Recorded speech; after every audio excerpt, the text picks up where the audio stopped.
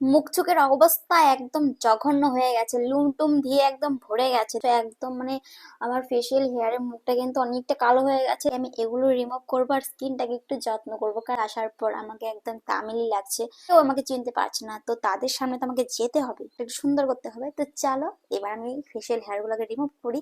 চুলটাকে আগে ভালো করে বেঁধে নিই, না হলে আবার চুল টুলো কেটে যেতে পারে।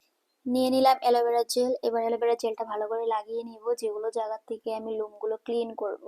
এই যে অস্ত্রটা নিয়ে চলে আসলাম, এবার আমি এক এক করে আমার লোমগুলো কাটবো, মানে সব লোম কাটবো না, মানে যেগুলো এক্সট্রা আছে সেগুলো আমি রিমুভ করব। তো আমি কিন্তু ভীষণ সাহসী, দেখতে পাচ্ছ মোবাইলের স্ক্রিনে তাকিয়ে তাকিয়ে আমি যদি একটু নেমে যায় তাহলে তো মানে শুধু আইব্রোটা হলো, মানে অত একটা পারফেক্ট শেপ আমি দেইনি, কারণ এখন আমি আর আগের মতন ভালো করে শেপ করি না, আমি জাস্ট একটু সাইড ছেটে দেই আর কি, ছেটে দেওয়া যেটাকে বলে। কারণ এখন আর ওই সুতা দিয়ে টেনে টেনে ওঠানোটা আমার প্রেশার একদমই সহ্য হয় না চোখের উপরে।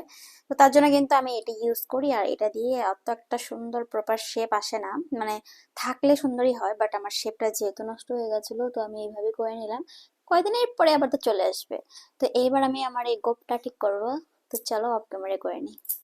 এই দেখো কত লোম উঠেছে, একদম লোমে উঠে মানে একদম ভরে গেছে, ওয়াইপসটা দেখতে পাচ্ছ কত কালো হয়ে গেছে, এগুলো সব আমার মুখে ছিল। তো এগুলো যদি মুখে থাকে তাহলে মুখটা কতটা কালো থাকে মানুষের। আমাকে কালো বানিয়েছে, যেটা আমি নিজের চেষ্টা করে ঠিক করতে পারবো সেটা কেন করবো না বলো, এটা তো আমি রিমুভ করতেই পারি। তাহলে করে নিতে কি আছে, করে নিলাম।